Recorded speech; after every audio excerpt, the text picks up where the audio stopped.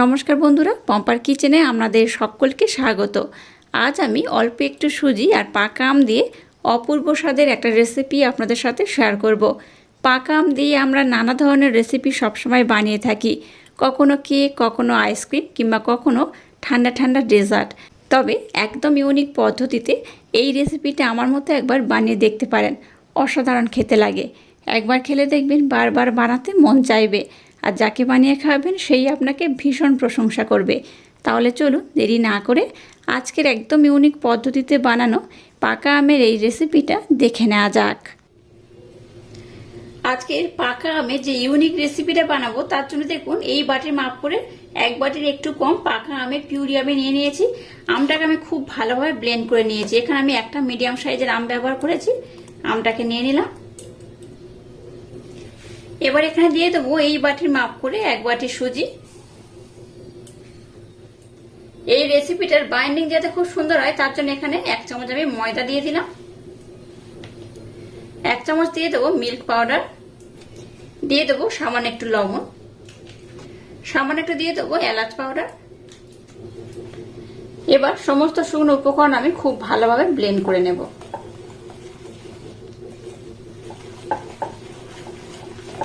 আজকে আমের একদম ইউনিক এই রেসিপিটা আমার মতো অবশ্যই একবার ট্রাই করবেন, অসম্ভব মজাদার খেতে হয়। একবার খেলে দেখবেন আপনাদের বারবার খেতে ইচ্ছা করবে। এবার দেখুন এই বাটি করে আমি হাফ বাটি দুধ নিয়ে নিয়েছি। যে বাটি করে আমি আমটা নিলাম সেই বাটির মাপ করে হাফ বাটি আমি দুধ নিয়েছি। দুধটাকে একেবারে বেশি দেবো না, অল্প অল্প দেবো। আর এটাকে আমি খুব ভালোভাবে ব্লেন্ড করব। এবার ব্লেন্ড করে রাখা মিচিরি আমি এখানে দিয়ে দেবো 2 চামচের মতো, খুব বেশি দেবো না, অল্প করেই দিলাম, 1.5 থেকে 2 চামচের মতো। আবার একটু দুধ দিয়ে দেব। আচ্ছা, এখানে আমরা কিন্তু মিচিরির পরিবর্তে চিনিও ব্যবহার করতে পারেন। আমি চিনিটাকে একটু অ্যাভয়েড করি, তাই কিন্তু এখানে মিচিরি ব্যবহার করলাম। আপনারা চাইলে এখানে চিনিও ব্যবহার করতে পারেন।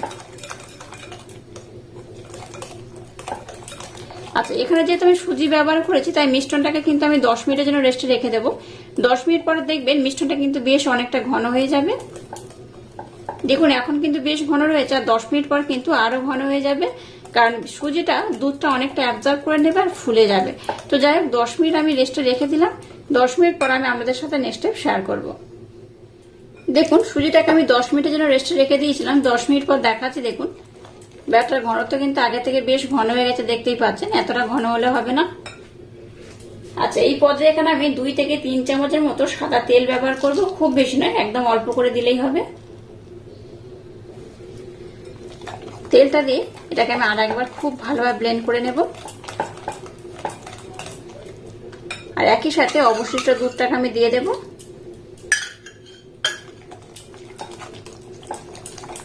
এবার 5 থেকে 7 মিনিট সময় দিয়ে এটাকে খুব ভালোভাবে কিন্তু ব্লেন্ড করতে হবে। দেখুন 5 থেকে 7 মিনিট সময় দিয়ে এটাকে আমি খুব ভালোভাবে ব্লেন্ড করে নিয়েছি। এবার দেখুন ঘনত্বটা কেমন হয়েছে। ঘনত্বটা কিন্তু এবার এইরকমই হবে, খুব পাতলা হবে না, আবার খুব ঘনও হবে না। এই পর্যায়ে সামান্য পরিমাণে বেকিং পাউডার দিয়ে দিলাম, আর উপর থেকে একটু আমি দুধ দিয়ে দেব। আবার এটাকে আমি খুব ভালোভাবে ব্লেন্ড করব। বেকিং পাউডার দেওয়ার পর মিশ্রণটাকে কিন্তু অনেকটা সময় দিয়ে ব্লেন্ড করবেন না, জাস্ট 1 মিনিট ধরে একটু ভালোভাবে নাড়াচাড়া করে ব্লেন্ড করে নিলেই হবে। আচ্ছা, এখানে কিন্তু বেকিং সোডা মানে খাওয়ার সোডা আমি ব্যবহার করছি না, জাস্ট বেকিং পাউডার সামান্য একটু আমি ব্যবহার করলাম। আর আজকে যে ইউনিক স্টাইলের রেসিপিটা বানাবো তার জন্য ব্যাটারটা দেখুন একদম রেডি হয়ে গেছে।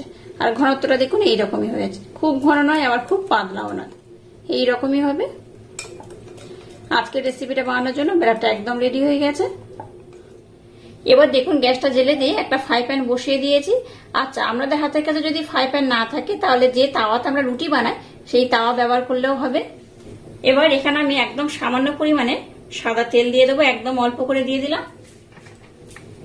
তেলটাকে এবার খুব ভালোভাবে এই ফ্রাই প্যানের চারিদিকে আমি লাগিয়ে দেব।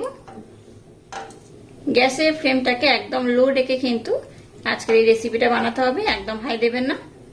গ্যাসের ফ্লেমটাকে লো রেখে এটাকে আমি কিন্তু খুব ভালোভাবে গরম করে নেব। তেলটাকে আমি গরম করে নিয়েছি। এবার এর মধ্যে আমি এই চামচে করে এইভাবে একটু ছোট ছোট করে দিয়ে দেব, খুব বড় করব না, এইভাবে ছোট ছোট করে দিয়ে দেব। আপনারা চাইলে একটু ছোট বড় করে বানাতে পারেন। একটা ফ্রাই প্যানে যতগুলো ধরবেন আমি ঠিক ততগুলো এইভাবে দিয়ে দেব। আর একটু গোল গোল করে দেওয়ার চেষ্টা করবেন, এইভাবে একটু গোল গোল করে দিয়ে দেব।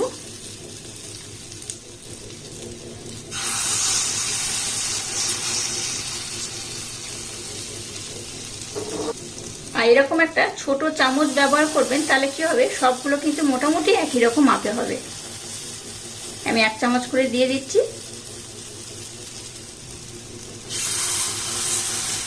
প্রথমে আমি একদিকটা খুব ভালোভাবে হতে দেব, তারপর কিন্তু এটাকে আমি উল্টে দেব। দেখুন গ্যাসের ফ্লেমটাকে আমি একদম লো রেখেছি। এবার আমি একদিকটা উল্টে দেব। একদিকটা দেখুন যতটা সম্ভব হয়ে গেছে, আমি দেখাচ্ছি। দেখুন এইভাবে উল্টে দেবো। এই দেখুন একদিকটা কিন্তু খুব ভালোভাবে হয়ে গেছে, আর কত অপূর্ব দেখতে হয়েছে দেখুন। অবশ্য বাড়িতে আমার মতো একবার হলেও ট্রাই করবে। এইভাবে বানালে বাচ্চা থেকে বড় সবাই ভীষণ পছন্দ করবে আর খুব মজা করে খাবে। দেখুন কতটা অপূর্ব দেখতে হয়েছে। সবগুলোকে কিন্তু এইভাবে আমি উল্টে দেব।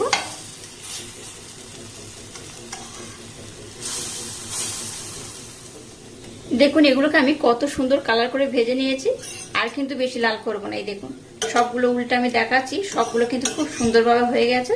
এই দেখুন এটাকে কিন্তু আমি আর খুব বেশি লাল করব না। এবার এগুলোকে আমি উঠিয়ে নেব। এগুলো একদম রেডি হয়ে গেছে।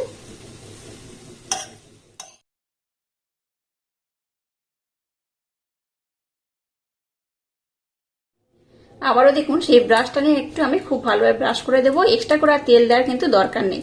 এইভাবে একটু তেলের ব্রাশটা নিয়ে একটু ব্রাশ করে দিলেই হবে। একইভাবে এগুলোকে আমি দিয়ে দেব। দেখুন সবগুলোকে আমি কত সুন্দর করে বানিয়ে নিচ্ছি, আর কত সুন্দর হয়েছে দেখুন। সবগুলো কিন্তু দেখতে খুব সুন্দর হয়েছে। এটা তো দেখতে সুন্দর হয়, খেতেও কিন্তু অসম্ভব মজাদার হয়। অবশ্যই আমার মতো একবার হলো ট্রাই করবেন, আশা করছি আপনাদের ভীষণ ভালো লাগবে।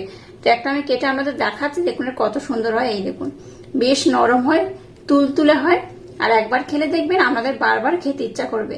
তো এটাকে আমি খুব সুন্দর করে বানিয়ে নিয়েছি। চলুন এবার নেক্সট টাইম আমাদের সাথে শেয়ার করা যাক। এবার দেখুন গ্যাসটা জ্বেলে দিয়ে এটা কড়া বসিয়ে দিয়েছি। আর কড়ার মধ্যে দেখুন একটু জল দিয়ে দিয়েছি। এবার এরকম বড় কাপের মাপ করে 1 কাপ দুধ আমি দিয়ে দেব।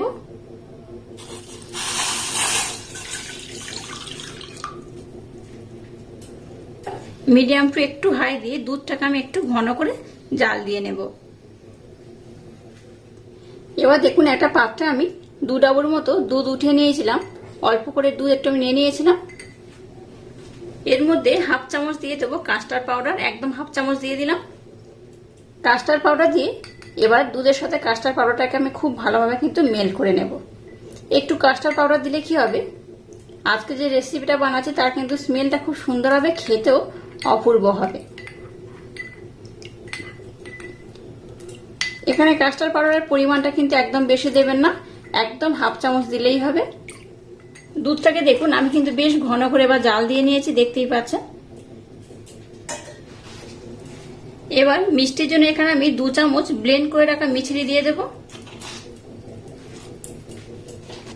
দিয়ে দেবো সামান্য একটু এলাচ পাউডার। এলাচ পাউডারটা দিলে এই যে ক্ষীরটা বানাচ্ছি এর কিন্তু স্মেলটা খুব সুন্দর হবে। আর আজকে যে ক্ষীরটা বানাচ্ছি এটা কিন্তু একদম পাতলা হবে, খুব ঘন হবে না। খুব ঘন হলে কিন্তু হবে না আজকের রেসিপিটা। আজকে আমি যেভাবে রেসিপিটা বানাচ্ছি অবশ্যই একবার ট্রাই করবেন, আশা করছি আপনাদের ভীষণ ভালো লাগবে। এবার দেখুন কাস্টার্ড পাউডার দিয়ে যে মিশ্রণটাকে আমি বানিয়ে নিয়েছি সেটা আমি নিয়ে নিলাম। এটাকে আর একবার আমি এইভাবে একটু নাড়াচাড়া করে নেব। এবার এখানে আমি অল্প অল্প দেব, এটাকে খুব ভালোভাবে কিন্তু কন্টিনিউ নাড়তে থাকবো।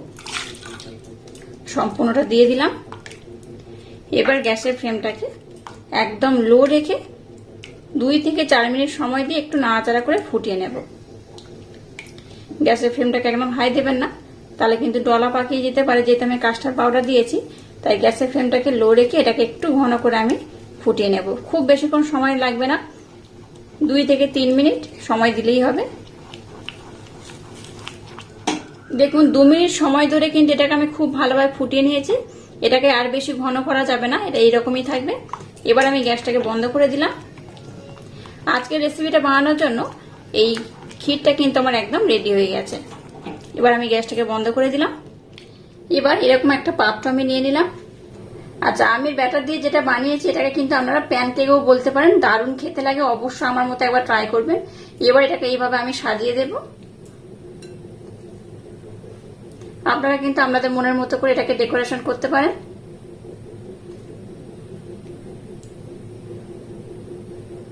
এবার দেখুন পাতলা করে যে ক্ষীরটাকে বানিয়েছি গরম অবস্থার মধ্যে কিন্তু দিয়ে দিতে হবে। যেহেতু প্যানকেক গুলো একদম ঠান্ডা হয়ে গেছে তাই কিন্তু গরম অবস্থায় ক্ষীরটাকে এর মধ্যে দিতে হবে। দেখুন এখানে যে আমি পাতলা করে যে ক্ষীরটা বানিয়েছি এই কারণেই বানিয়েছি যাতে কিন্তু এটা অ্যাবজর্ব করতে সুবিধা হয়। যদি খুব ঘন করে বানাতেন তাহলে কিন্তু এটা অ্যাবজর্ব করতো না, তাই এটাকে এইভাবে পাতলা করে বানিয়ে নিতে হয়েছে। এইভাবে ভরে আমি দিয়ে দিলাম। এবার এইভাবে ক্ষীরের মধ্যে রেখে দিয়ে আমি 10 মিনিটের জন্য রেখে দেব।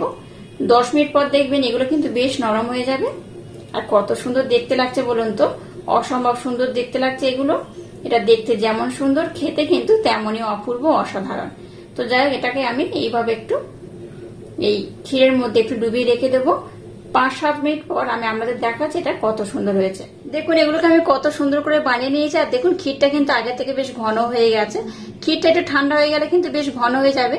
আর এগুলো কিন্তু বেশ নরম হয়ে গেছে। আমি অবশ্যই আপনাদের কেটে দেখাবো এটা কত সুন্দর হয়েছে। এবার এটাকে আমি একটু ডেকোরেশন করে নেব। দিয়েছি অল্প একটু পেস্তা, পেস্তাটাকে উপর থেকে এইভাবে দিয়ে দেবো। একটু পেস্তা দিয়ে দিলে কি হবে, এটা দেখতে কিন্তু খুব সুন্দর লাগবে। আপনারা কিন্তু আপনাদের মনের মতো করে এটাকে ডেকোরেশন করতে পারেন। আমি এইভাবে এটাকে একটু ডেকোরেশন করে নেব। এবার এটাকে আমি একটা পাত্রের মধ্যে উঠে দেখাচ্ছি এটা কত সুন্দর হয়েছে আর কত অপূর্ব হয়েছে। আর দেখতে দেখুন, দেখেই কিন্তু খেতে ইচ্ছা হবে, তাই না? দুর্দান্ত দেখতে হয়েছে। এটা দেখতে তো সুন্দর, একবার দেখলে বাচ্চা থেকে বড় সবাই ভীষণ পছন্দ করবে। আর যাকে বানিয়ে খাবেন সেই জিজ্ঞেস করবে যে কিভাবে এটা বানিয়েছেন। তো আমি একটা পাত্র নিয়ে নিলাম। এর মধ্যে আমি একটা উঠিয়ে দেখাচ্ছি এটা কত সুন্দর হয়েছে, কতটা নরম হয়ে গেছে।